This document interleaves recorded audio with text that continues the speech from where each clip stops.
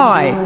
এই দুঃখ, কষ্ট, বিপদ আমাদের কোমরকে সোজা করে, আমাদের পায়ের মাটিকে শক্ত করে। চিল্লায় বলেন ঠিক কিনা? প্রতিকূল পরিবেশে কিভাবে বাঁচতে হয় এই দুঃখ কষ্ট আমাদেরকে শিখায়। এজন্য মুমিন বান্দার বৈশিষ্ট্য হচ্ছে দুঃখ কষ্ট বেদনা জ্বালা এগুলোতে সে আপসেট হয় না, সে হাল ছেড়ে দেয় না, সে ভরসা রাখে একজনের উপর। চিল্লায় বলতে হবে তিনি কে? কারণ মুমিন জানে রাত্রি যত গভীর হয় অন্ধকার তমানিসা ভেদ করে সুবহে সাদিক হয়। মুমিন জানে গর্ভবতী নারীর পেটের ব্যথা যেই দিন বাড়তে থাকে ওই দিনই নতুন মেহমান আগমনের সময় ঘনাতে থাকে। মুমিন জানে তার জীবনে দুঃখ কষ্ট বিপদ যত বাড়তে থাকে সুখের দিন কাছে আসতে থাকে। এজন্য মুমিনের হারাবার কিছু নেই।